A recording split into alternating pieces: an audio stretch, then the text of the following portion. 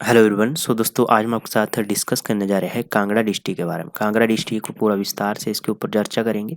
इसमें इतिहास को जानेंगे, ठीक है, भौगोलिक स्थिति होगी, अर्थव्यवस्था होगी, ठीक है, कौन कौन से प्रमुख पॉइंट बनते हैं एग्जाम पॉइंट ऑफ व्यू से, उनको हम डिस्कस करेंगे, ठीक है।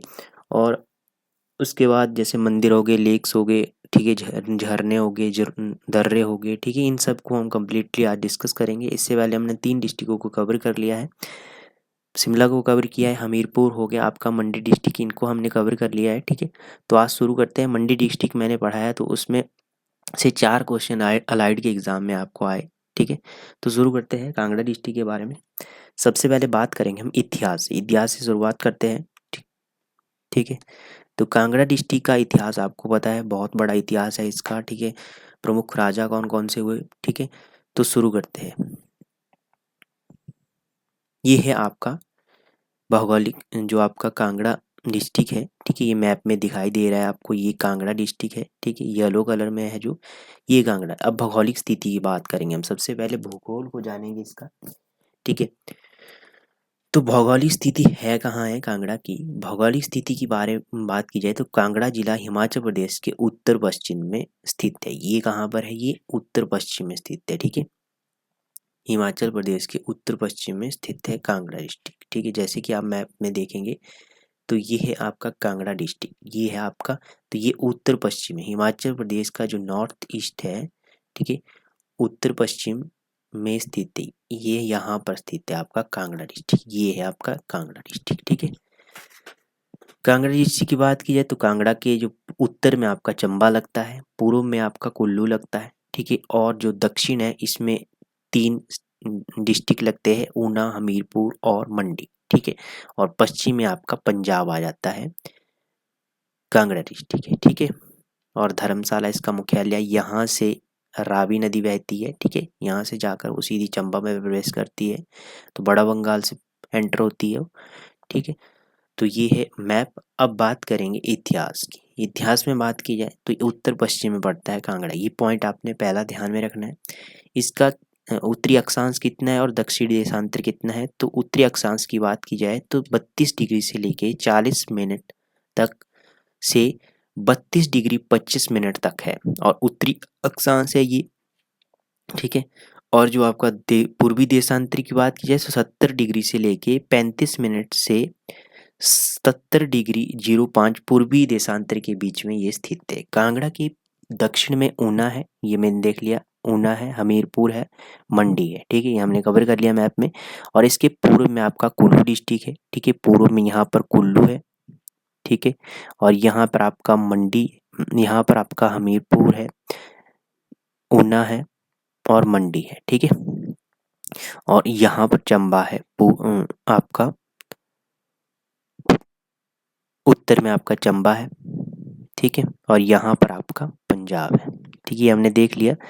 और यहाँ पर जो पूर्व है, यहाँ पर लाहौल स्पीति भी है, कुछ हिस्सा यहाँ पर लाहौल स्पीति का भी लगता है, तो ये भी पूर्व में ही है। उत्तर में चंबा, पश्चिम और उत्तर में आपका चंबा तथा पश्चिम में पंजाब राज्य की सीमा लगती है। ये आपने ध्यान में रखना है, यहाँ से क्वेश्चन स्टेटमेंट के अकॉर्डिंग बने हैं पीजीटी के एग्जाम में, तो ये आपने ध्यान में रखना। नेक्स्ट है पर्वत श्रृंखला। पर्वत श्रृंखलाओं की बात की जाए, पर्वत श्रृंखला धौलाधार रेंज की बात की जाए, धौलाधार रेंज की बात की जाए तो मैं आपको पहले मैप में बताता हूँ, उसके बाद हम इसको पढ़ेंगे। धौलाधार रेंज, ये आपको दिखाई दे रहा होगा मैप कांगड़ा का। तो कांगड़ा का जो मैप है, ये है आपका कांगड़ा डिस्ट्रिक्ट है, ठीक है। यहाँ पर आपकी धौलाधार रेंज बनती है, ठीक है, ये यहाँ पर है पूरा, ये आपकी धौलाधार रेंज है, ठीक है। और भी इसको थोड़ा सा जूम करते हैं। ये है आपकी, देखो, धौलाधार रेंज है ये वाली जो पहाड़ियाँ हैं, ये धौलाधार रेंज है, जो वाइट है ये आपकी धौलाधार रेंज है, ठीक है। ये आपने ध्यान में रखना है, ठीक है। और यहाँ से देखो रावी का उद्गम होता है, ठीक है। ये इसमें प्रमुख दर्रे है, ये मैप है कांगड़ा डिस्ट्रिक्ट का, ठीक है। उसके बाद जो आपकी धौलाधार रेंज है,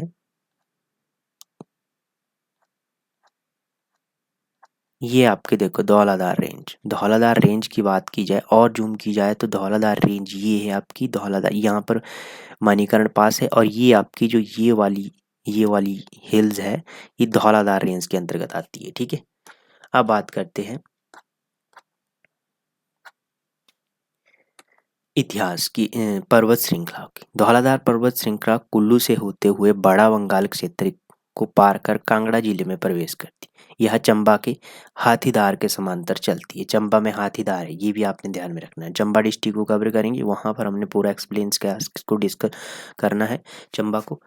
नदियों की बात की जाए, नदियां कौन कौन सी है? ब्यास नदी रोहतांग से निकलकर कुल्लू मंडी के बाद पालमपुर तहसील के संधोल में से कांगड़ा में प्रवेश करती है। ब्यास नदी नदौन से होते हुए मिर्तल के पास कांगड़ा को छोड़कर चंबा के गुरदासपुर में प्रवेश करती है। बैजनाथ की पहाड़ियों से निकलने वाली बिनबा नदी, बिनबा के बारे में पूछा गया था आपका अलाइड के एग्जाम में कि कहाँ पर, ये कांगड़ा में ब्यास की सहायक नदी है ये मिलती है। न्यूगल नदी सुजानपुर टिहरा के पास ब्यास में मिलती है। देहरा और चक्की खड्ड कांगड़ा और पंजाब की सीमा बनाते हैं। तो ये चक्की घाट के बारे में भी पूछा गया अलाइड के एग्जाम में कि चक्की घाट कहाँ पर मिलती है, तो पठानकोट के आसपास। ठीक है, अब नदियों का मैप भी देख लेते हैं एक बार थोड़ा सा। ठीक है, नदियों की मैप की बात की जाए तो देखो ये है आपका नदियों का मैप। ठीक है, ये है देखो, यहाँ पर बड़ा बंगाल है आपका, यहाँ से रावी निकलती है, इसके बाद ये चंबा में प्रवेश करती है। ठीक है, और ये आपकी ब्यास है। ब्यास यहाँ यहीं पर इसी के ऊपर आपका महाराणा प्रताप जो सागर बांध है ये बना हुआ है, पौंग डैम जिसे कहते हैं। ठीक है, अब यहाँ से मैप में थोड़ा सा और भी डिस्कस कर लेते हैं, क्योंकि ये क्वेश्चन इस बार ऐसे बना मंडी डिस्ट्रिक्ट से कि उत्तर से दक्षिण की दिशा में कौन कौन से जो आपके स्थान थे वो मिलते हैं, तो ऐसे क्रम था दिया हुआ बनाने को, तो ये आपने ध्यान में रखना है। धर्मशाला आपका उत्तर में आता है। ठीक है, उसके बाद आपका मसरू रॉक कट हो गया। ठीक है, उसके बाद डेरा गोपीपुर। ठीक है, ये आपने क्रम ध्यान में रखना है। नागिनी, ठीक है, ज्वालामुखी, ठीक है, और गंगत हो गया। जो प्रमुख है पठानकोट, ये प्रमुख जो स्थान है ये आपने ध्यान में रखना। पालमपुर हो गया। ठीक है, तो ये आपने ये स्थान ध्यान में रखने। अंदरेटा हो गया, बैजनाथ हो गया। ठीक है, चामुंडा देवी मंदिर हो गया, इन ज्वाली हो गया। ठीक है, राजा का तालाब, ये कोटला, ये सब आपने नूरपुर में स्टैंड, नूरपुर सबसे पहले आता है। ठीक है, उसके बाद धर्मशाला, ऐसे आपने क्रम ध्यान में रखना है। ये यहाँ से ऐसा क्वेश्चन बना है। ठीक है, अब लेक्स की बात करेंगे। लेक्स की बात की जाए तो कांगड़ा में तीन मुख्य है। ठीक है, कांगड़ा में डल लेक है, करेरी प्राकृतिक लेक है, और पौंग कृत्रिम है। ठीक है, ये तीन झीलें हैं, इनको भी हम मैप के थ्रू देखेंगे, थोड़ा इनके ऊपर और डिस्कस करेंगे इनका और कौन कौन से फैक्ट बन सकते हैं। इतिहास की बात की जाए, कांगड़ा जिले के इतिहास के लिए हमें कांगड़ा रियासत, गुलेर रियासत, नूरपुर रियासत, सिब्बा, दत्तापुर, भंगार रियासतों का अध्ययन करना पड़ेगा। यदि हमने कांगड़ा के बारे में जानना है तो हमें कौन कौन सी रियासतों का अध्ययन करना होगा? हमें कांगड़ा रियासत, गुलेर रियासत और नूरपुर रियासत, सिब्बा, दत्तारपुर, बंगार रियासतों का अध्ययन करना होगा। इनमें कांगड़ा रियासत सबसे प्रमुख है। ठीक है, जसमा और कुटलेर रियासत हम ऊना जिले के अंतर्गत पड़े। जो जसमा और कुटलेर है ये ऊना में, हम इसको डिस्कस करेंगे। त्रिगत के शाही परिवारों के इतिहास की ओर अध्ययन दिलाने वाला पहला यूरोपियन कनिंगम था। ठीक है, कनिंगम आपने ध्यान में रखना है, पहला यूरोपियन था। वर्ष 1615 ईस्वी में कांगड़ा आने वाला ये पहला यूरोपीय यात्री था।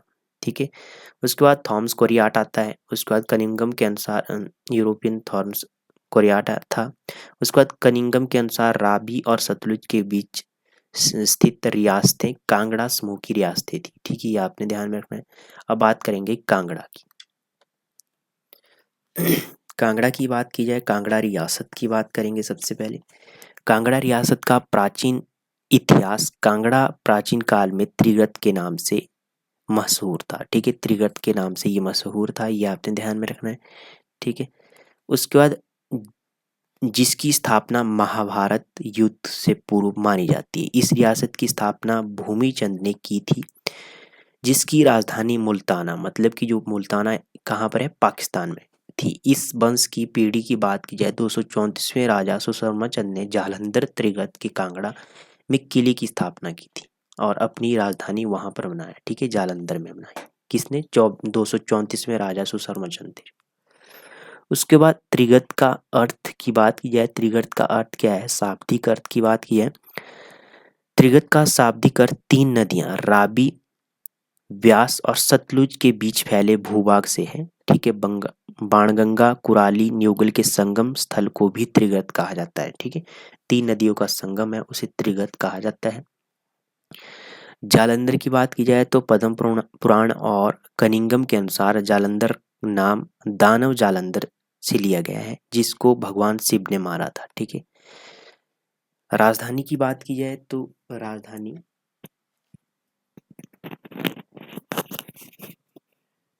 तिगत रियासत की राजधानी नगरकोट में थी, ठीक है। नगरकोट की बात की जाए तो बनाम कान्हा जो थे जिया, भीमकोट, भीमनगर और सुशर्मापुर के नाम से जाना जाता था नगरकोट को। इस शहर की स्थापना ने सुशर्मा चंद्र ने करवाई इस रियासत की, ठीक है।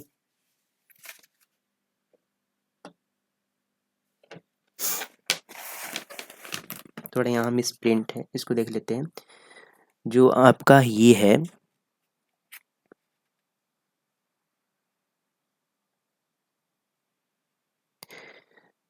इसको मैं पढ़ लेता हूँ, ठीक है। भीमकोट भीमनगर और सुशर्मापुर के नाम से जाना जाता है। इस शहर की स्थापना सुशर्मा ने की थी। मोहम्मद गजनबी के दरबारी उत्पी ने अपनी पुस्तक में इसे भीमनगर और फरिश्ता ने भीमकोट और अलबरूनी ने नगरकोट की संज्ञा दी है, ठीक है। ये आपने ध्यान में रखना है, ठीक है। ये थोड़ा यहाँ पे मिसप्रिंट हुआ है। उसके बाद पुस्तकों की बात की जाए तो पुस्तकें हैं, विवरण मिलता है। त्रिगत नाम महाभारत पुराण और राजतरंगिणी में मिलता है। पाणिनि के अष्टाध्यायी में त्रिगत को आयुध जीवी संघ कहा गया है, ठीक है। महाभारत काल की बात की जाए तो महाभारत के युद्ध में सुशर्मा ने कौरवों का पक्ष लिया। उसने क्या किया, मत्स्य देश के राजा विराट पर आक्रमण भी किया था। किसने? जो आपके सुशर्मा थे। कांगड़ा का अर्थ की बात की जाए तो कांगड़ा का अर्थ कान का गढ़ है। भगवान शिव ने जब जालंधर राक्षस को मारा था तो उसके कान जिस जगह गिरे वही स्थान कालांतर में कांगड़ा कहलाया, ठीक है। अब कांगड़ा में यूरोपियन यात्रियों का क्रम आपने ध्यान में रखना है, क्रम से यहाँ से क्वेश्चन बन सकता है। सबसे पहले आया आपका यूरोपीय यात्री जो थे वो था थॉमस कुरियाट आया 1615 ईस्वी में। उसके बाद आता है थेवेनॉट आता है 1666 ईस्वी में, ठीक है। ये आपका थेवेनॉट है, ये आपका थॉमस कुरियाट है, ठीक है। उसके बाद 1783 ईस्वी में फॉस्टर आता है, फॉस्टर ये है, ठीक है, जेम्स फॉस्टर। 1832 ईस्वी में आता है विलियम मोरक्राफ्ट, ये कांगड़ा की यात्रा की थी, ये आपके विलियम मोरक्राफ्ट 1832 ईस्वी में आए, ठीक है। उसके बाद राजतरंगिणी की बात की जाए तो राजतरंगिणी के अनुसार 470 ईस्वी में श्रेष्ठ सेना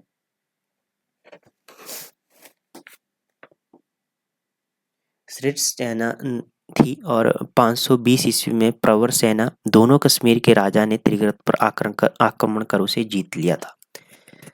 उसके बाद क्या हुआ, उसके बाद हेवन सॉन्ग की बात की जाए, हेवन सॉन्ग 635 ईस्वी में कांगड़ा के राजा उदितो की बात की जाए, जिनका नाम उदीमा मिलता है। उदीमा के मेहमान बनकर कांगड़ा आए, ठीक है, हेवन सॉन्ग। और वह पुनः 643 ईस्वी में कांगड़ा आए, फिर से आया दोबारा कांगड़ा में, ठीक है। कांगड़ा के राजा पृथ्वीचंद इनका 1883 से लेके 903 तक का जो समय रहा, ने कश्मीर के राजा शंकर वर्मा के विरुद्ध युद्ध किया था, ठीक है। और मध्यकालीन इतिहास की बात की जाए तो मोहम्मद गजनवी ने 1009 ईस्वी में जो अहिंद के राजा थे, आपके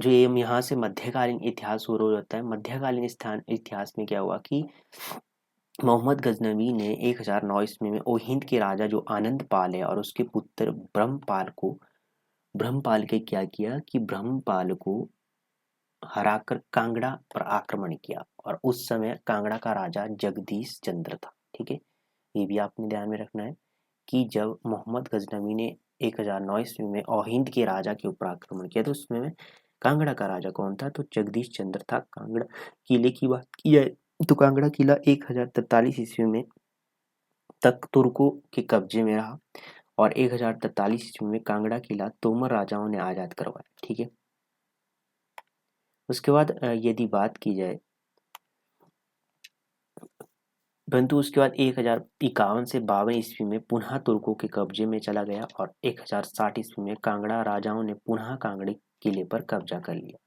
अब बात करेंगे जसवां रियासत।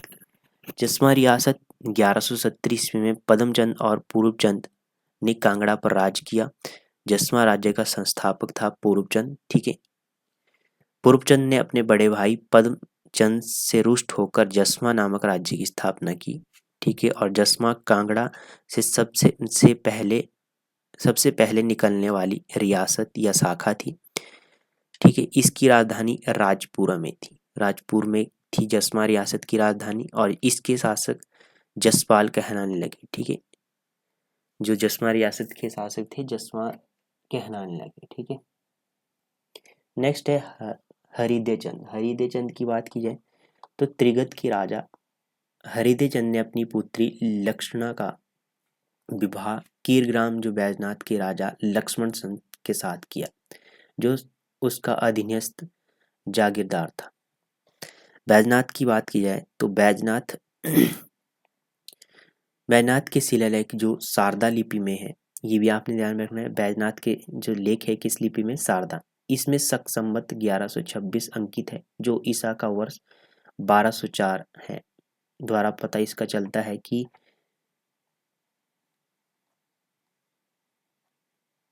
हरिदेव चंद के बाद आता है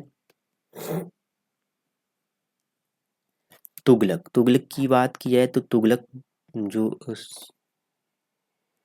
की बात की जाए तो ये आपका तुगलक पृथ्वीचंद की बात की जाए, पृथ्वीचंद के समय तुगलक 1300 पृथ्वीचंद का समय 1330 के आसपास, मोहम्मद बिन तुगलक के समय 1337 ईस्वी में कांगड़ा के आक्रमण के समय राजा थे पृथ्वीचंद थे। उस समय जब तुगलक ने आक्रमण किया कांगड़ा के ऊपर 1337 ईस्वी में, तो उस समय राजा कौन थे, पृथ्वीचंद थे। रूपचंद की बात कीजिए तो इनका समय 1360 ईस्वी में फिरोज शाह तुगलक के 1365 के आक्रमण के समय कांगड़ा का राजा कौन था, तो रूपचंद था। ये क्वेश्चन पूछा जा चुका है। रूपचंद का नाम मानिकचंद के नाटक धर्मचंद नाटक में भी मिलता है, जो 1552 के आसपास लिखा गया है। मानिकचंद का नाटक जो धर्मचंद है।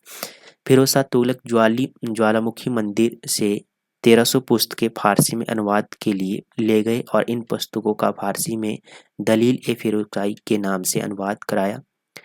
और इजुद्दीन खालिद खानी ने भी इसका अनुवाद किया, मतलब इसका अनुवाद उन्होंने ही किया। ठीक है, किस नाम से, दलील ए फिरोजाई के नाम से अनुवाद किया खालिद खानी ने। फिरोज शाह तुगलक के पुत्र नसरुद्दीन की बात की जाए तो इन्होंने 1399 ईस्वी में भागकर नगरकोट पहाड़ियों में शरण ली। ठीक है, तब कांगड़ा का राजा उस समय संसार चंद था, उनका पुत्र था नसरुद्दीन।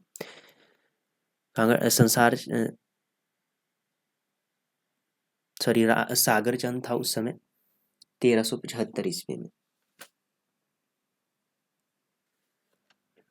कांगड़ा के राजा रूपचंद ने 1360 ईस्वी में दिल्ली पर आक्रमण कर उस पर विजय प्राप्त की। ठीक है, रूपचंद ने 1360 ईस्वी में दिल्ली पर आक्रमण किया। उसके बाद तैमूरलंग आता है। तैमूरलंग की बात की जाए तो महान तैमूर राजवंश का संस्थापक था तैमूरलंग। ठीक है, तैमूरलंग की बात की जाए तो कांगड़ा के राजा मेघचंद का समय 1390 ईस्वी के आसपास है। ठीक है, ये क्वेश्चन भी आपका मेघचंद का क्रम पूछा गया था लाइट के एग्जाम में। किस समय 1398 ईस्वी में तैमूरलंग ने शिवालिक की पहाड़ियों को लूटा। ठीक है, कौन राजा था जब कांगड़ा का, जब तैमूर लंग ने आक्रमण किया? तो उस समय मेघचंद था। वर्ष 1399 में वापसी में तैमूर के हाथों धमेरी जो नूरपुर है उसको लूटा, और हंडूर को लूटा। ठीक है। उस समय जो हंडूर के राजा आलमचंद ने तैमूर की मदद की थी। ठीक है। सॉरी, हंडूर के राजा ने मदद की, हंडूर को नहीं लूटा। हंडूर का जो हंडूर है मतलब कि नालागढ़ है वर्तमान में, उस समय जो राजा थे आलमचंद, उसने सहायता की तैमूर। उसके बाद हरिचंद फर्स्ट आते हैं, इसका भी क्रम पूछा गया था आपके अलाइड के एग्जाम में। हरिचंद फर्स्ट का समय 1405 ईस्वी में है। और करमचंद की बात की जाए,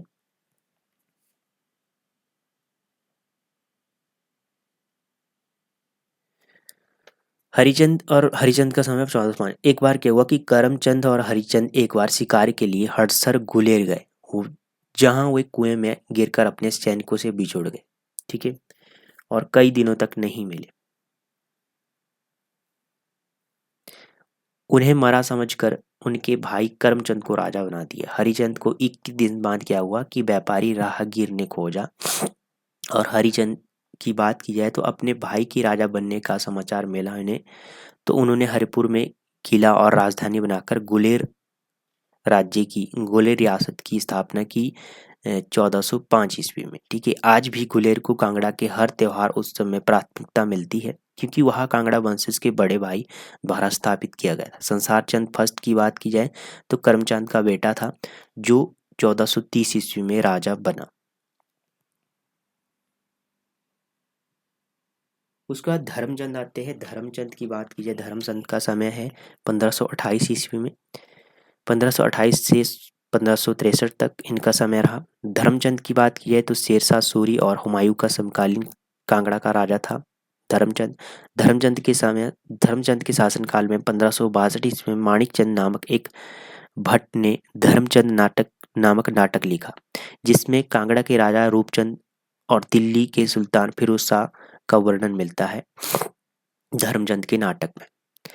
मुगल वंश की बात की जाए तो मुगल वंश उस समय धर्मचंद का समय रहा 1528 से लेके 1563 तक।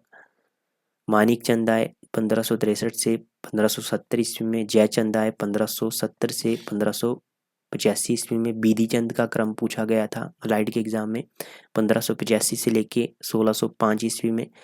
ये अकबर के समकालीन राजा थे। ये सभी राजा, धर्मचंद हो गया, जयचंद, मानिकचंद और बीधी चंद, ये अकबर के समकालीन राजा थे। राजा जयचंद 1570 से 1585 ईस्वी को इनका समय रहा, और ये अकबर ने गुलेर की राजा रामचंद की सहायता से बंदी बनाया था इन्हें।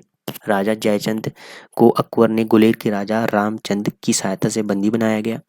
जयचंद की बात की जाए तो राजा जयचंद के बेटे बीधी चंद ने 1572 ईस्वी में अकबर के विरुद्ध विद्रोह किया। ये भी क्वेश्चन पूछा जा चुका है। अकबर ने हुसैन कुली खान को कांगड़ा पर कब्जा कर राजा बीरबल को देने के लिए भेजा। ठीक है। और तिवाख्त अकबरी के अनुसार खानजा ने 1572 ईस्वी में कांगड़ा किले पर कब्जा कर लिया,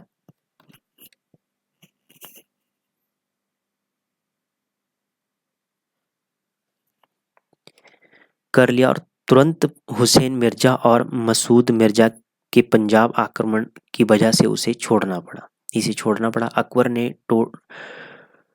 टोडा किले की पहाड़ी क्षेत्रों को मापने के लिए भेजा टोडरमल को।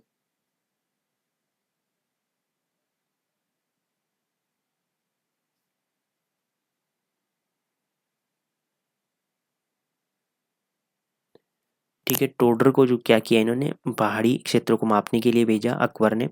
और 1599 ईस्वी में बीधी चंद ने पहाड़ी राज्यों से मिलकर विद्रोह किया, परंतु उसे हार मिली। उसके बाद आते हैं जो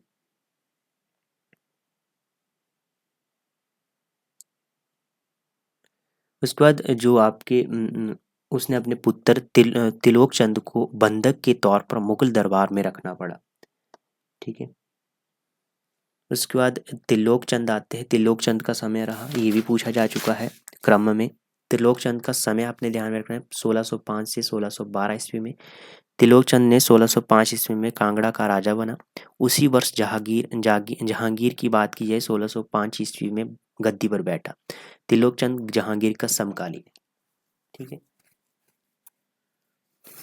त्रिलोक चंद की बात की जाए, त्रिलोक चंद 1605 से 1612 और हरिचंद सेकंड की बात की जाए 1612 से 27 तक का इनका समय रहा। जहांगीर के समकालीन कांगड़ा के राजा थे। हरिचंद सेकंड के समय नूरपुर के राजा सूरजमल ने विद्रोह कर चंबा में शरण ली और सूरजमल के छोटे भाई जगत सिंह और राय रैन विक्रमजीत की मदद से 1620 ईस्वी में कांगड़ा किले पर नवाब अली खां ने कब्जा कर लिया, ठीक है। उसके बाद नवाब अली खां कांगड़ा किले का पहला मुगल किलेदार हुआ। ये क्वेश्चन ध्यान में रखना, ये काफ़ी बार मोस्ट इसे लगा लीजिए क्योंकि काफ़ी एग्जामों में पूछा जा चुका है कि कांगड़ा किले का पहला मुगल किलेदार नवाब अली खां था। जहांगीर अपनी पत्नी नूरजहां के साथ सीबा गुलेर होते हुए कांगड़ा आया, ठीक है। कांगड़ा किले में मस्जिद बनाई, ये बनी 1622 ईस्वी में, ठीक है। और वापसी में नूरपुर और पठानकोट होते हुए वापस गए ये, ठीक है, जहांगीर और उनकी पत्नी नूरजहां। उसके बाद आता है धर्म चंद्रभानसिंह की बात की जाए, चंद्रभानसिंह का समय 1627 से लेके 1660 ईस्वी के आसपास है। कांगड़ा वंश का अगला राजा हुआ ये चंद्रभानसिंह, जिसे मुगलों ने राजगीर की जागीर देकर अलग जगह बसा दिया। चंद्रभानसिंह को की बात की जाए तो 1660 ईस्वी में औरंगजेब ने इसे गिरफ्तार किया। उसके बाद विजय रामचंद आता है। विजय रामचंद का समय 1660 से लेके 1697 ईस्वी तक रहा। विजयपुर शहर की नींव रखी इन्होंने और अपनी राजधानी बनाया। उसके बाद आलमचंद आता है। आलमचंद का समय 1697 से लेके 1700 ईस्वी तक रहा। 1697 ईस्वी में इन्होंने सुजानपुर के पास आलमपुर शहर की नींव रखी आलमचंद। हमीरचंद आते हैं 1700 ईस्वी से लेकर 1747 ईस्वी में। आलमचंद के पुत्र हमीरचंद ने हमीरपुर में किला बनाकर हमीरपुर शहर की नींव रखी। इसी के कार्यकाल में नवाब सैफ अली खान 1740 ईस्वी में कांगड़ा किले का अंतिम मुगल किलेदार हुआ। तो कांगड़ा किले का अंतिम मुगल किलेदार नवाब सैफ अली खान था, ठीक है। राजधानी की बात की जाए 1660 ईस्वी से 1697 तक बीजापुर रही। 1697 से लेकर 1648 तक आलमपुर और 1661 से 1824 ईस्वी तक सुजानपुर टिहरा कांगड़ा रियासत की राजधानी रही। ये क्रम आपने ध्यान में रखना है, पूछा जा सकता है राजधानियों का क्रम। उसके बाद 1660 से 1824 ईस्वी से पूर्व और बाद में कांगड़ा की राजधानी कांगड़ा शहर थी, ठीक है, जो कि 1855 ईस्वी में अंग्रेजों ने धर्मशाला स्थानांतरित कर दी। अब आधुनिक इतिहास की बात करेंगे कांगड़ा का आधुनिक इतिहास की बात की जाए तो अभयचंद की बात करेंगे।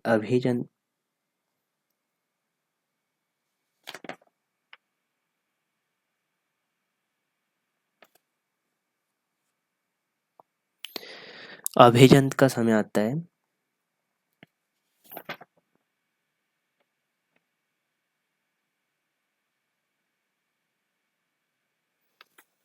अभयचंद का समय 1747 से लेकर 1750 ईस्वी तक रहा। अभयचंद ने ठाकुर द्वारा 1748 ईस्वी में टिहरा में किले की स्थापना की, ठीक है, अभयचंद ने की।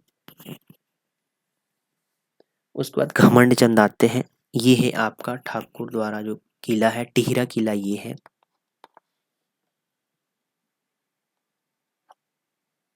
उसके बाद घमंड चंद आते हैं। घमंड चंद का समय 1751 से लेकर 1774 ईस्वी तक रहा। घमंड चंद ने 1761 ईस्वी में सुजानपुर शहर की नींव रखी, मोस्ट पॉइंट, ठीक है। उसके बाद अहमद शाह दुरानी के आक्रमण समय मुगलों का फायदा उठाकर घमंड चंद ने कांगड़ा किले को छोड़कर अपनी पुरानी रियासत पर कब्जा कर लिया। घमंड चंद को 1759 ईस्वी में अहमद शाह दुरानी ने जालंधर दोआब का निजाम बनाया। उसके बाद घमंड चंद की बात की जाए तो 1774 ईस्वी में इनकी मृत्यु होगी। ये क्वेश्चन पूछा गया है अलाइड के एग्जाम में, अभी जो हुआ अलाइड का एग्जाम वहाँ पर ये क्वेश्चन पूछा गया, ठीक है। परंतु उसमें 1758 आंसर माना है आयोग ने। ठीक है, तो 1758 ये दोनों डेटें आपने ध्यान में रखनी है, जो भी आपको एग्जाम में मिले उस पर आपने क्लिक करना है। परंतु एग्जाम में दोनों डेट थी, अब फाइनल आंसर की में 1758 है। ठीक है, तो ये 1758 ध्यान में रखना है आपने। संसार चंद सेकंड की बात की जाए तो संसार चंद का समय 1775 से लेकर 1824 तक रहा। जस्सा सिंह रामगढ़िया पहला सिख था जिसने कांगड़ा, चंबा, नूरपुर की पहाड़ियों पर आक्रमण किया। उसे 1775 ईस्वी में जय सिंह कन्हैया ने हराया। ठीक है, किसने हराया? जय सिंह कन्हैया ने। संसार चंद ने जय सिंह कन्हैया को कांगड़ा किले पर कब्जे के लिए 1781 ईस्वी में बुलाया था। सैफ अली खान की मृत्यु के बाद 1783 ईस्वी में जय सिंह कन्हैया ने कांगड़ा किले पर कब्जा किया। उसने 1787 ईस्वी में संसार चंद को कांगड़ा किला सौंप दिया और बदले में मैदानी भूभाग दे दिए ले लिया। ठीक है, और संसार चंद के आक्रमण संसार चंद ने रिहुल के लिए चंबा के राजा नरहेटी शाहपुर से हराया।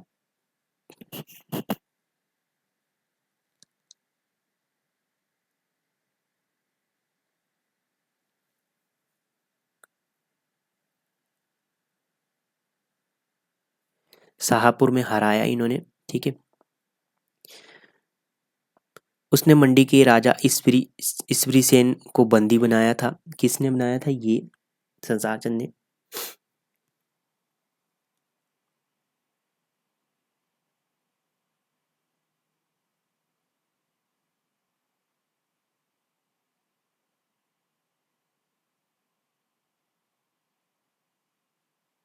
ठीक है, उसके बाद ईसरी सेन को बंदी बनाया और 12 वर्षों तक नादौन में रखा। ये भी क्वेश्चन बना है किसी एग्जाम में।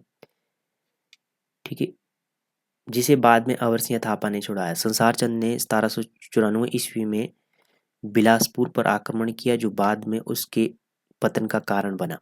ठीक है, और कोल्हूर बिलासपुर के राजा महान चंद ने गोरखा सेनापति अमर सिंह थापा को संसार चंद पर आक्रमण करने के लिए निमंत्रण दिया। संसार चंद के समय जॉर्ज फॉस्टर 1783 ईस्वी में, विलियम मोरक्राफ्ट 1820 ईस्वी में, जॉर्ज ट्रिवैक 1820 ईस्वी में कांगड़ा आने वाले यात्री है। संसार चंद को चंबा की नोखो गद्दन से प्यार हो गया था। ठीक है, उसके बाद संसार चंद का पतन की बात की जाए तो संसार चंद का पतन कैसे हुआ? अमर सिंह थापा ने 1805 ईस्वी में बिलासपुर, सुकेत, सिरमौर, चंबा की संयुक्त सेनाओं के साथ मिलकर महल मोरिया जो हमीरपुर में संसार चंद को हराया और संसार चंद ने कांगड़ा किले में शरण ली। संसार चंद ने क्या किया? नौरंग वजीर की मदद से कांगड़ा किले से निकलकर 1809 ईस्वी में महाराजा रणजीत सिंह के साथ ज्वालामुखी की संधि की। 1809 ईस्वी में 1809 ईस्वी में महाराजा रणजीत सिंह ने क्या किया? अमर सिंह को हराया, अमर सिंह थापा को, और संसार चंद ने कांगड़ा किला 66 गांव महाराजा रणजीत सिंह को दिए। कांगड़ा का किला और 66 गांव महाराजा रणजीत सिंह को दिए। महाराजा रणजीत सिंह ने देसा सिंह मजीठिया की को कांगड़ा किले और क्षेत्र का नाजिम बनाया। ठीक है, नाजिम मतलब गवर्नर बनाया। संसार चंद की बात की जाए 1824 ईस्वी में मृत्यु हो गई और महाराजा रणजीत सिंह ने संसार चंद के पुत्र अनिरुद्ध चंद को फतेह सिंह अहलूवालिया के साथ बंधक रखा हुआ था और 1809 ईस्वी में संसार चंद की मृत्यु के बाद अनिरुद्ध चंद 1 लाख रुपए रणजीत सिंह को नजराना देकर गद्दी पर बैठा। संसार चंद के बाद कौन बैठा? अनिरुद्ध चंद। अनिरुद्ध चंद की बात की जाए 1824 ईस्वी में इनका समय। महाराजा रणजीत सिंह ने अनिरुद्ध चंद से अपने प्रधानमंत्री राजा ध्यान सिंह के पुत्र हीरा सिंह के लिए उसकी एक बहन का हाथ मांगा। अनिरुद्ध चंद ने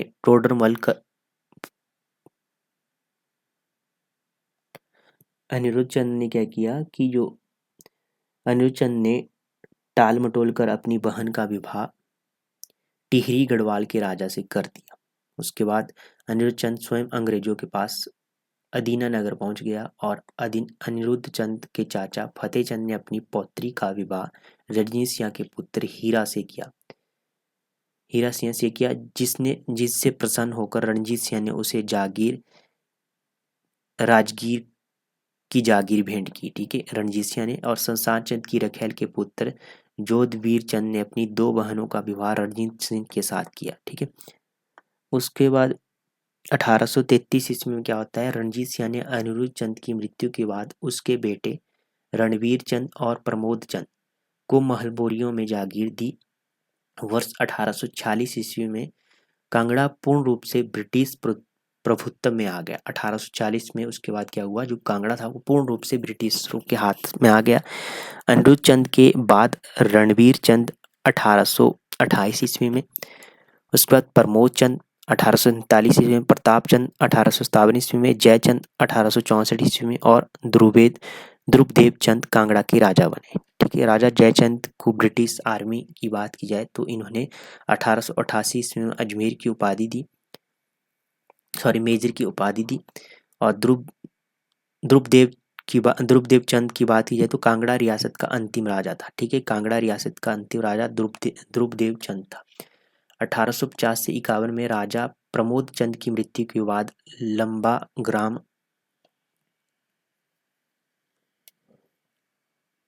लंबाग्राम के रईस प्रताप चंद को कटोच वंश का मुखिया बनाया गया और राजा जयचंद को महाराजा की उपाधि भी दी गई।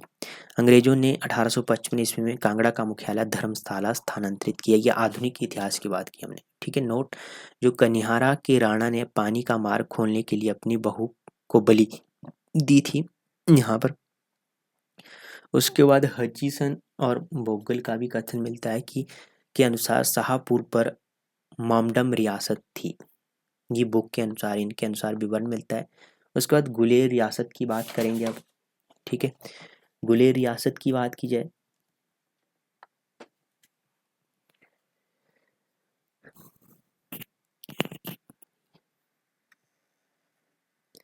ये आपकी गुलेर रियासत है। ठीक है। पिक्चर में आप देख रहे होगे गुलेर रियासत।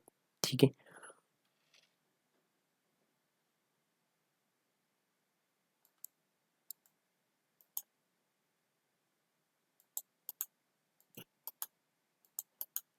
गुलेर रियासत देख लेते हैं। ठीक है। कौन कौन से इसमें प्रमुख राजा हुए इनको देख लेते हैं एक बार। ठीक है। क्योंकि गुलेर रियासत की काफ़ी बार क्वेश्चन बनता है। इस बार भी जो आपका अलाइड का एग्ज़ाम हुआ तो यहाँ से क्वेश्चन बना था, गुलेर रियासत के राजाओं का क्रम पूछा गया था। ठीक है। तो इसको कवर करते हैं। गुलेर रियासत की बात की जाए तो गुलेर रियासत का पुराना नाम ग्वालियर था। कांगड़ा के राजा हरिचंद ने 1405 ईस्वी में गुलेर रियासत की स्थापना हरिपुर में, जहां उसने शहर और किला बनवाया। हरिपुर किले को गुलेर रियासत भी कहा जाता है। हरिपुर गुलेर रियासत की राजधानी है। गुलेर रियासत की बात की जाए 1450 ईस्वी में सिब्बा रियासत का जन्म हुआ। गुलेर रियासत से शिवा चंद के द्वारा किया गया। यह कांगड़ा से अलग होने वाली दूसरी रियासत थी शिवा जो रियासत थी। रामचंद की बात की जाए 1540 से 1570 ईस्वी इनका समय है। गुलेर रियासत के 15वें राजा कांगड़ा के राजा जयचंद को पकड़ने में मुगलों की मदद की थी रामचंद ने, और वह अकबर का समकालीन राजा था। उसके बाद जगदीश चंद 1570 से लेके 1605 ईस्वी में इनका समय रहा। 1572 में इन्होंने क्या किया, कांगड़ा के राजा के विरोध को दबाने के लिए जो सेना भेजी थी उसमें जगदीश चंद ने भाग नहीं लिया था। ठीक है। उसके बाद रूपचंद आते हैं। रूपचंद की बात की जाए 1610 से लेके 1635 ईस्वी तक का इनका समय रहा। रूपचंद ने कांगड़ा किले पर कब्जे के लिए मुगलों की मदद की थी और जहांगीर ने उसे बहादुर की उपाधि प्रदान की थी, और जहांगीर का समकालीन था। ये रूपचंद जहांगीर का समकालीन। मानसिंह पूछा गया है क्रम में लगाने को आपका अलाइड के एग्जाम में, तो 1635 से 1661 इनका समय रहा। मानसिंह की बात की जाए, मानसिंह की उसकी बहादुरी के लिए शाहजहां ने शेर अफगान की उपाधि दी थी इन्हें, और उसने मकोट और तारागढ़ किले पर क्या किया, पर 1641 से 42 में कब्जा किया था। मानगढ़ का किला मानसिंह ने बनवाया था। ये भी क्वेश्चन पूछा गया है एग्जाम में। 1661 ईस्वी में बनारस में उनकी मृत्यु हुई मानसिंह की। उसके बाद राजसिंह बैठता है गद्दी पर। राजसिंह का समय आता है 1675 से 1695 ईस्वी तक। राजसिंह ने चंबा के राजा चतर सिंह, बसौली के राजा धीरज पाल और जम्मू के किरपाल देव के साथ मिलकर मुगलों को हराया था। ठीक है। उसके बाद प्रकाश सिंह आते हैं। प्रकाश सिंह का समय 1760 से 1790 के बीच आता है। प्रकाश सिंह ने से पूर्व दलीप सिंह थे 1695 से 1730 तक। और गोवर्धन सिंह की बात किया, इनका समय था 1730 से 1760। ये राजा थे गुलेर के। प्रकाश सिंह के समय घमंड चंद ने गुलेर पर कब्जा किया और बाद में संसार चंद ने गुलेर पर कब्जा किया। ध्यान सिंह वजीर ने कोटला इलाका गुलेर राज्य के कब्जे में था 1885 में रखने में मदद की थी। उसके बाद भूप सिंह आते हैं। भूप सिंह का समय 1790 से 1820 तक रहा। भूप सिंह गुलेर का आखिरी राजा था। गुलेर का आखिरी अंतिम राजा पूछा जाए तो भूप सिंह था। ये क्वेश्चन अलाइड के एग्जाम में पूछा जा चुका है।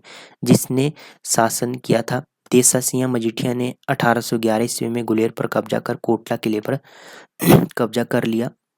और भूप सिंह ने के पुत्र शमशेर सिंह का समय 1820 से 1877 तक रहा। ने सिक्कों से हरिपुर किला आज़ाद करवाया था। शमशेर सिंह के बाद जय सिंह, रघुनाथ सिंह, बलदेव सिंह 1820 ईस्वी में गुलेर वंश के राजा बने और वर्ष 1846 ईस्वी में गुलेर पर अंग्रेजों का शासन स्थापित हो गया। उसके बाद नूरपुर राज्य की बात करेंगे। नूरपुर का प्राचीन नाम धमेरी था। नूरपुर राज्य की पुरानी राजधानी पठानकोट थी। अकबर के समय नूरपुर के राजा बासदेव ने राजधानी पठानकोट से नूरपुर बदली और प्राचीन काल में नूरपुर और पठानकोट औदुंबर क्षेत्र के नाम से जाना जाता था। नूरपुर रियासत के राजाओं के वंशज का नाम पठानिया था, जो कि पैठान शब्द से उत्पन्न हुआ था। स्थापना की बात की जाए तो नूरपुर राज्य की स्थापना चंद्रवंशी दिल्ली के तोमर राजपूत जेठपाल मतलब कि जीतपाल द्वारा 1000 ईस्वी में की गई थी। नूरपुर राज्य जसपाल की बात की जाए 1313 से 1337 ईस्वी में अलाउद्दीन खिलजी का ये समकालीन था जसपाल। उसके बाद कैलाशपाल 1353 से 1357 का समय रहा। तातर खान को हराया था इन्होंने। खुरासन का गवर्नर फिरोज शाह तुगलक के समय था, ये हराया था तातर खान को कैलाशपाल ने। उसके बाद भीमपाल आते हैं। भीमपाल 1473 से 1513 ईस्वी में सिकंदर लोदी का समकालीन था भीमपाल। उसके बाद भगतमल की बात कीजिए 1513 से 1558 ईस्वी में भगतमल का विवरण मिलता है, अकबरनामा में मिलता है। भगतमल के समय शेरशाह सूरी के पुत्र सलीम सुर शाह ने मकोट किला बनवाया और सिकंदर शाह ने अकबर के शासनकाल में 1557 ईस्वी में भगतमल के सहयोग में मकोट किले में शरण ली। और उसके बाद मुगलों ने क्या किया, मुगलों ने 1558 ईस्वी में भगतमल को गिरफ्तार कर लाहौर भेज दिया और जहां बैरम खान ने उसे मरवा दिया। भगतमल ने शाहपुर में भी किला बनवाया। और उसके बाद तख्तमल आते हैं। तख्तमल की बात की जाए इनका समय 1558 से 1580 को रहा। तख्तमल को भक्तमल के स्थान पर राजा बनाया गया और वह भक्तमल का भाई था। उसने सर्वप्रथम अपनी राजधानी को पठानकोट से धमेरी बदलने के बारे में सोचा, परंतु हकीकत में लाने से पहले वो मर गए। उसके बाद वासुदेव आते हैं। वासुदेव सिंह का समय 1580 से लेके 1613 ईस्वी तक रहा। वासुदेव ने नूरपुर की राजधानी पठानकोट से धमेरी बदली और वासुदेव ने कई बार मुगलों के विरुद्ध विद्रोह किया, खास तौर पर अकबर के विरुद्ध। ये सारे विद्रोह सलीम के समर्थन में थे, सलीम जहांगीर के समर्थक में थे। वासुदेव ने जहांगीर के साथ बहुत अच्छे संबंध थे। उसके बाद अकबरनामा में वासुदेव को राजा बासु कहा गया है, ठीक है, ये भी आपने ध्यान में रखना है। उसने 1885, 1899, 90 तथा 1894, 95 और 1602-3, 1603-4 में अकबर के विरुद्ध विद्रोह किया। जहांगीर से अच्छे संबंध होने की वजह से अकबर ने राजा बासु को माफ कर दिया, ठीक है। उसके बाद राजा बासु इन विद्रोह के दौरान माओकोट किले जो चक्की नदी के पूर्व में स्थित है में शरण ली। उसके बाद जहांगीर ने सम्राट बनने के बाद राजा बासु का मनसब 1500 से बढ़ाकर 3500 कर दिया। सूरजमल आते हैं। सूरजमल का समय 1613 से 1619 तक रहा। सूरजमल को वासुदेव की मृत्यु के बाद नूरपुर का राजा बनाया गया और वासुदेव का बेटा था ये। सूरजमल ने मुर्तजा खां और बाद में शाह कुली खां एवं मोहम्मद तकी के साथ झगड़ा कर कांगड़ा किले पर कब्जे के लिए अभियान को रद्द करवा दिया और सूरजमल ने मौके का फायदा उठाकर खुद कांगड़ा के क्षेत्र पर कब्जा करना शुरू कर दिया। जहांगीर की बात की जाए तो जहांगीर ने सुंदरदास राय रेयन थे जो विक्रमजीत और सूरजमल के छोटे भाई जगत सिंह को सूरजमल के विद्रोह को दबाने भेजा। ठीक है, जहांगीर ने। उसके बाद सूरजमल थे जो उसने माओ किले में छिप गया। फिर सूरजमल चंबा भाग गया। सूरजमल को बात की जाए तो सूरजमल ने 1619 ईस्वी में उसके भाई माधो सिंह के साथ पकड़कर मृत्युदंड दे दिया और जगत सिंह को नूरपुर का राजा बना दिया। उसके बाद जगत सिंह आते हैं। जगत सिंह की बात की जाए तो इनका 1619 से 1646 ईस्वी समय रहा। जगत सिंह के समय जहांगीर 1622 ईस्वी में पत्नी के साथ धमेरी आया। ठीक है, ये भी क्वेश्चन पूछा गया है। जगत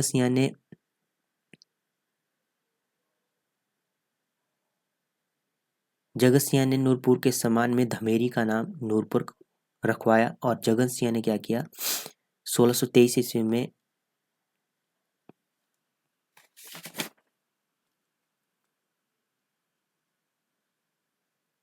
दलहोग युद्ध किया। इन्होंने दलहोग युद्ध में चंबा के राजा जनार्दन को मारा और बलभद्र को अपनी पूरी निगरानी में राजा बनाया।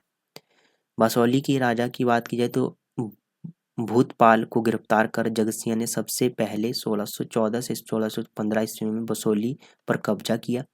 जगत सिंह और उसके पुत्र राजरूप ने 1640 ईस्वी में मुगलों के विरुद्ध विद्रोह किया, जिसे दबाने के लिए शाहजहां ने मुराद बख्श को भेजा। जगत सिंह की काल में नूरपुर राज्य अपनी समृद्धि के शीर्ष पर था और वह नूरजहां की बेटी कहकर संबोधित करता था।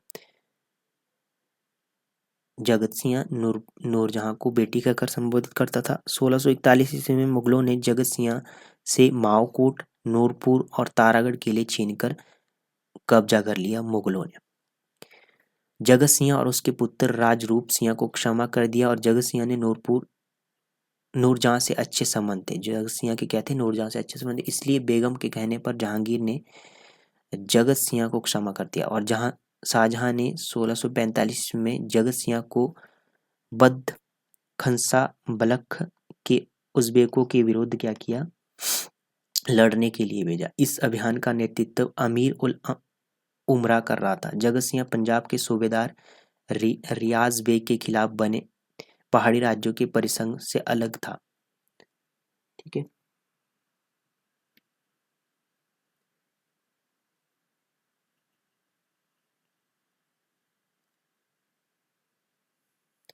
उसके बाद राजरूप सिंह आते हैं। राजरूप सिंह का 1646 से लेके 1661 ईस्वी में शाहजहां ने जगत सिंह की मृत्यु के बाद राजरूप सिंह को बदखास के अभियान में बेजी सेना का अध्यक्ष बनाया और राजरूप सिंह ने दारा सिकोहा का साथ छोड़कर उत्तराधिकार युद्ध में औरंगजेब का साथ दिया। औरंगजेब ने क्या किया, 3500 हजारी का मनसब और दारा सिकोहा के पुत्र सुलेमान सिकोहा का पीछा करने के लिए सेना को क्या किया, लेकर भेजा। सेना लेकर क्या किया, गढ़वाल भेजा। उसके बाद मंधाता की बात की जाए तो मंधाता 1661 से 1700 ईस्वी के बीच में राजा बना। राजा जगत सिंह की प्रशंसा में लिखी राजगाथा का आधा भाग मंधाता द्वारा ही लिखा गया है। मुगलों की सहायता और प्रशंसा प्राप्त करने वाले मंधाता आखिरी पठानिया राजा थे। इनके शासनकाल में बाहू सिंह की बात की जाए जो कि राजरूप सिंह का भाई था, उसने शाहपुर में मुगलों से जागीर प्राप्त कर राजधानी बनाई और 1686 में भूप सिंह ने इस्लाम कबूल कर मुरीद खान के नाम से प्रसिद्ध हुए। भूप सिंह ने इस्लाम कबूल कर लिया था 1686 में। नूरपुर की बात की जाए तो नूरपुर पर 1781 में सिखों ने कब्जा कर लिया। उसके बाद पृथ्वी सिंह की बात की जाए पृथ्वी सिंह का समय 1753 से 1799 ईस्वी के बीच में है। पृथ्वी सिंह के समय घमंड चंद जस्सा सिंह रामगढ़िया ने नूरपुर क्षेत्र पर कब्जा बनाए रखा और 1785 ईस्वी में नूरपुर रियासत लखनपुर के पास स्थानांतरित होगी, जो कि 1846 तक वहीं रही। उसके बाद वीर सिंह आते हैं। वीर सिंह का समय 1799 से लेके 1846 ईस्वी तक रहा। वीर सिंह नूरपुर रियासत का शासन करने वाला अंतिम राजा था। ठीक है, अंतिम राजा था वीर सिंह। वीर सिंह ने अपने राज्य पर महाराजा रणजीत सिंह का कब्जा होने के बाद जागीर लेने से इनकार कर दिया और नूरपुर और चश्मा के राजा की बात की जाए 1815 ईस्वी में रणजीत सिंह के सियालकोट में सैनिक सम्मेलन में नहीं गए।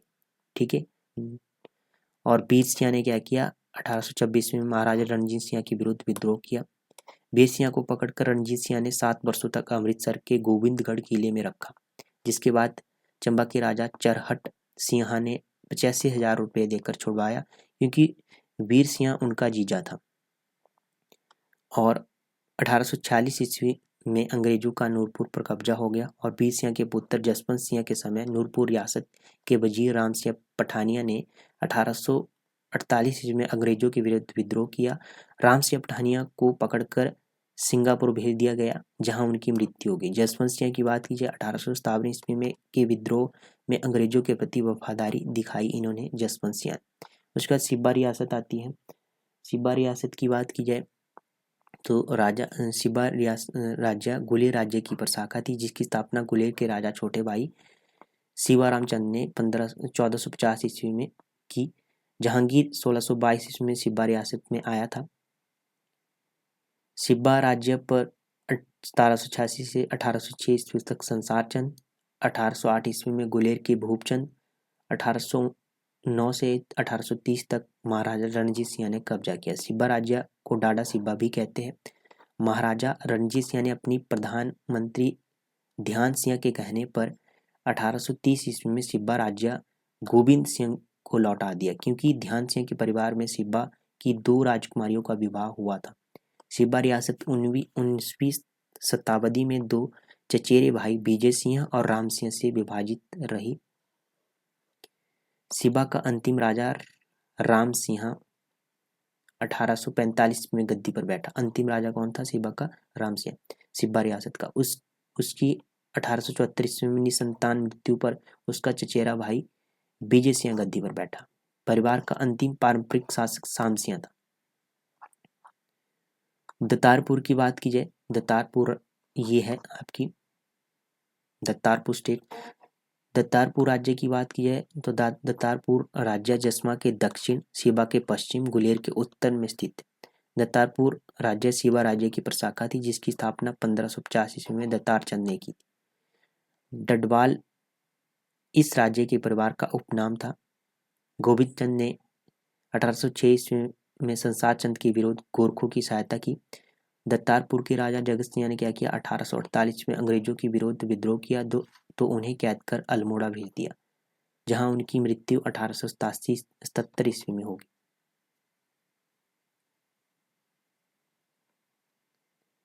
जो आपकी दत्तारपुर की वर्तमान में दसहू तहसील है। ठीक है, उसके बाद बंगाल राज्य आता है। राज्य बंगाल राज्य की राजधानी बीर थी। इस राज्य की स्थापना एक ब्राह्मण ने की थी, जो राजा बनने के बाद चंद्रवंशी राजपूत कहलाया। पाल उपनाम वाले इस राज्य के राजाओं में पृथ्वीपाल 1710 से 1720 में प्रसिद्ध रहे, जिसे मंडी के राजा सिद्धसेन ने 1720 में दमदमा महल में मरवाया। पृथ्वीपाल के बाद रघुनाथ पाल 1720 से 35 तक, उसके बाद दलेल पाल 1735 से 1745 तक राजा बने। मानपाल 1749 ईस्वी में बंगाल का अंतिम शासक था। मानपाल, उसके बाद कांगड़ा और गुलेर ने इस पर कब्जा कर लिया। उसके बाद अर्थव्यवस्था आती है कांगड़ा डिस्ट्रिक्ट की। कांगड़ा जिले में 1849 ईस्वी में चाय की खेती शुरू की गई। ठीक है, उसके बाद बीर में चाय प्रोसेसिंग उद्योग है। 1839 ईस्वी में पालमपुर में चाय फार्म स्थापित की गई। नगरोटा, पालमपुर और शाहपुर में रेशम बीज केंद्र स्थित है। नगरोटा में क्या है 1936 में मधुमक्खी पालन फार्म स्थापित की गई। कांगड़ा में 1973 ईस्वी में दुग्ध योजना शुरू की गई।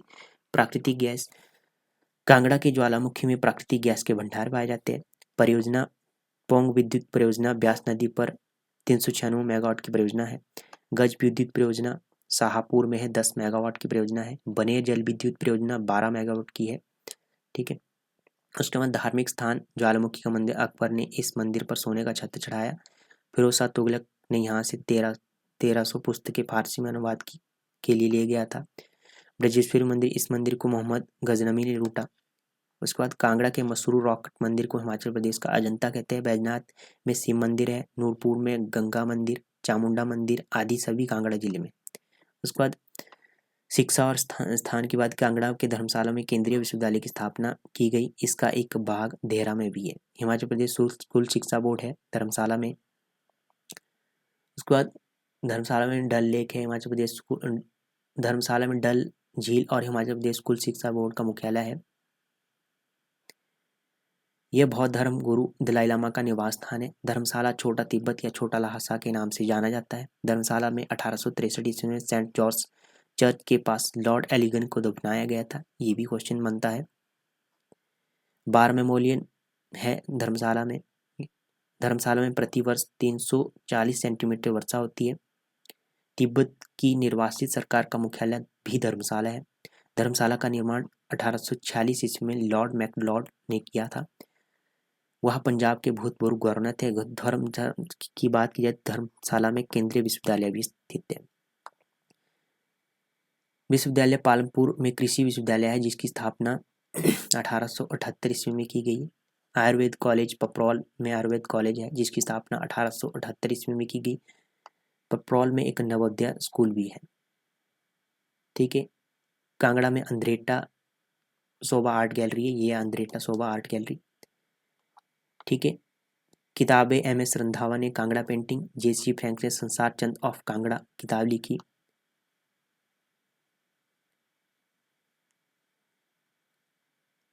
धर्मकोट को छोटा इजराइल कहा जाता है। धर्मकोट के समीप धर्मकोट में ध्यान, मेडिटेशन, विपासना केंद्र है। योल के निकट जिनमें संदीपनी हिमालयन आश्रम है। घोरान नामक स्थान पर जादू से रोग मुक्त होने के लिए लोगों में प्रसिद्ध है। दलाई लामा की बात की जाए, 1959 ईस्वी में धर्मशाला आए। गंगत को बटलोहिया वाला शहर बनाया गया कहा जाता है। ठीक है। उसके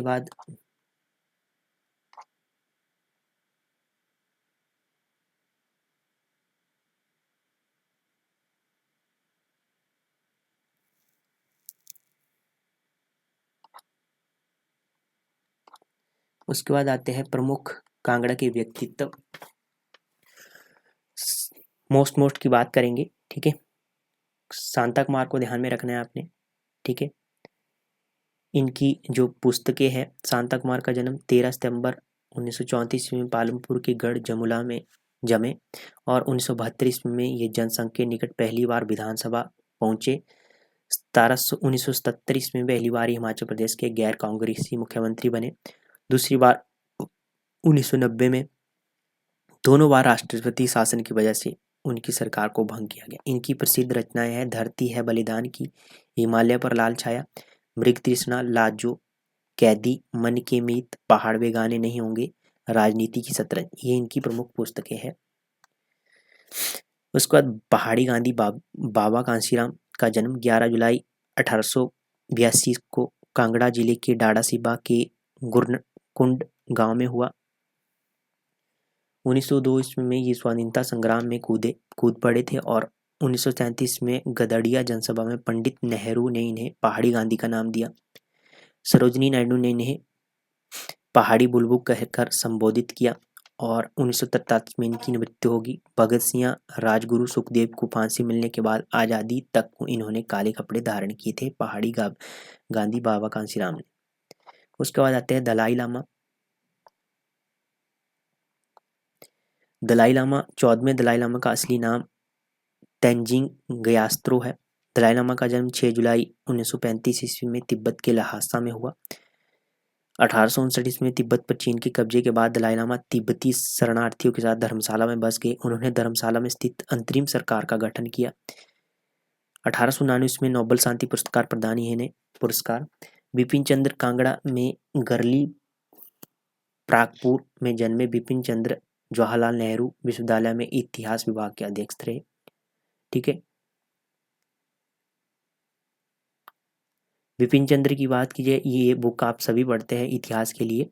ठीक है, तो स्टैनफोर्ड विश्वविद्यालय में पढ़ाई करने के बाद बिपिन चंद्र ने क्या किया, आधुनिक भारत का इतिहास और भारत का स्वतंत्रता संग्राम जैसी बेहतरीन पुस्तकें लिखी। उन्हें 2012 ईस्वी में नेशनल बुक ट्रस्ट का अध्यक्ष बनाया गया। जीवन के अंतिम दिनों में यह शहीद ए आजम भगत सिंह की जीवनी लिख रहे थे। उसके बाद श्री बख्शी प्रताप सिंह पालमपुर के, ये बख्शी प्रताप सिंह की बात की जाए, इनका 1941 में आज़ाद हिंद फौज में शामिल हुए थे। 1944 में अधम साहस के लिए इन्हें तमगा ए शत्रुनाश नाम से नवाजा गया। उसका चंद्रधर शर्मा गुलेरी, प्रसिद्ध लेखक, कहानीकार, गीतकार, समीक्षक। इनका जन्म 7 जुलाई 1883 ईस्वी में जयपुर में हुआ। इनका पैतृक गांव कांगड़ा का गुलेर था। सुखमय जीवन कहानी संग्रह इनका बुद्ध का कांटा और उसने कहा, ये कहानी संग्रह भी है और कहानी भी है। इनकी प्रसिद्ध रचना है, इन्होंने एक अंग्रेजी पुस्तक जयपुर वेधशाला और उसके निर्माता लिखी। 1916 ईस्वी में मेयो कॉलेज अजमेर में मुख्य पुरोहित और संस्कृत के अध्यक्ष पद पर नियुक्त किया गया। 1903 से 7 तक ये समालोचक पत्रिका के संपादक रहे। 1922 में इन्हें बनारस हिंदू विश्वविद्यालय में प्रोफेसर नियुक्त किया गया। उसके बाद जस्टिस मेहरचंद महाजन, मोस्ट देख लेते हैं। कांगड़ा के टिक्का नगरोकोट में जन्मे। 1819 में मेहरचंद महाजन को 1943 में लाहौर हाई कोर्ट का न्यायाधीश बनाया गया। आज़ादी के बाद उन्हें कश्मीर के प्रधानमंत्री के रूप में नियुक्त किया गया। वे बीकानेर रियासत के संवैधानिक सलाहकार भी थे। मेहरचंद महाजन 1 अक्टूबर 1948 को उन्हें सुप्रीम कोर्ट का जज बनाया गया और वह 1954 में सुप्रीम कोर्ट के चीफ जस्टिस बने। लुकिंग बैक उनकी आत्मकथा है जस्टिस मेहरचंद महाजन की। उसके बाद नोहरा रिचर्ड आती है। 1911 में भारत आई और 1925 में कांगड़ा घाटी में आई। ठीक है, उसके बाद 10 वर्ष बनूरी में रहने के बाद उन्होंने अंद्रेटा को अपना निवास स्थान बनाया। अंद्रेटा में इन्होंने बोडोलैंड रेस्ट्रेट में वहीं रही। पंजाब विश्वविद्यालय में उन्हें डिलीट की मानद डिग्री से नवाजा गया। उनकी प्रसिद्ध पुस्तकें थी country life, mother earth, the flower marks, Sati magazine, broom. उसके बाद श्री रामचंद्र रहन आए। रामचंद ने असहयोग आंदोलन में भाग लिया था। उन्होंने सरदार भगत सिंह के साथ मिलकर पंजाब में नौजवान भारत सभा की स्थापना की थी। इसके पहले अध्यक्ष चुने गए और पंजाब किसान सभा के संस्थापक थे आपके रामचंद्र रहन। श्री श्रवण कुमार आते हैं, पालमपुर के गांव में जन्मे। ठीक है, कांगड़ा यंग मैन एसोसिएशन के सदस्य थे ये और 1977 में हिमाचल विधानसभा के अध्यक्ष बने। चौधरी श्रवण कुमार कृषि विश्वविद्यालय पालमपुर उनके नाम पर है, जो सत महाजन नूरपुर ने में 1927 में जन्मे। ठीक है, संत महाजन थे और फील्ड मार्शल के नाम से ही प्रसिद्ध थे। उसके बाद आते हैं सरदार सोभा सिंह। सरदार सोभा सिंह की बात की जाए, गुरदासपुर पंजाब में ये जमे। 1901 ईस्वी में सोभा सिंह अंद्रेटा में नोहरा रिचर्ड के कॉटेज में किराए पर ये रहते थे और 1947 में यहाँ आए थे। इन्होंने सोनी महलवाल, सिख गुरुओं के चित्र और कांगड़ा की दुल्हन और गद्दन उनकी प्रसिद्ध कृतियां हैं। सोनी महिवाल चित्र को डॉक्टर कर्ण सिंह ने खरीदा। ये जम्मू कश्मीर के राजा हरि सिंह के पुत्र थे। गुरु नानक जो कर्ण सिंह थे। ठीक है, गुरु नानक देव जी की एक फोटो जिसे शोभा सिंह ने सिंह के नानक कहा। ठीक है, ठीक वैसी ही जैसी तुलसी के राम। कांगड़ा दुल्हन का पहला चित्र लेडी माउंटबेटन ने लिया था। पंजाब सरकार ने राज्य कलाकार के तौर पर 1974 में उनकी सराहना की और उनके नाम पर अंद्रेटा में एक आर्ट गैलरी बनाई। उसके बाद जनरल विश्वनाथ आते हैं। जनरल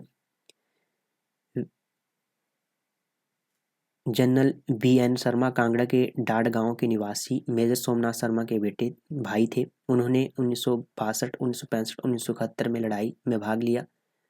इन्हें PVSM परम विशिष्ट सेवक पदक, AVSM अति विशिष्ट सेवक पदक से सम्मानित किया गया। 1988 से 90 तक भारत के थल सेना अध्यक्ष बनने वाले पहले हिमाचली। ठीक है। जनरल बिस्वनाथ। विक्रम बत्रा का जन्म 9 सितंबर 1974 को पालमपुर के घुघार गांव में हुआ। इन्हें 1999 के कारगिल युद्ध में असीम वीरता के लिए मरणोपरांत परमवीर चक्र प्रदान किया गया। उसका सोमनाथ शर्मा आते हैं। 21 जनवरी 1923 को कांगड़ा में जन्म हुआ और 1947 में पाकिस्तान के विरुद्ध कश्मीर में ये असीम वीरता दिखाने के लिए मरणोपरांत परमवीर चक्र प्रदान किए गए इन्हें सोमनाथ शर्मा। सौरभ कालिया की बात की जाए, जन्म 29 जून 1936 को हुआ। इन्होंने प्रारंभिक शिक्षा पालमपुर से प्राप्त की। कारगिल युद्ध के दौरान इन्होंने पाकिस्तान सेना के अमानुषिक व्यवहार के कारण वीर गति को प्राप्त हुए थे। ठीक है।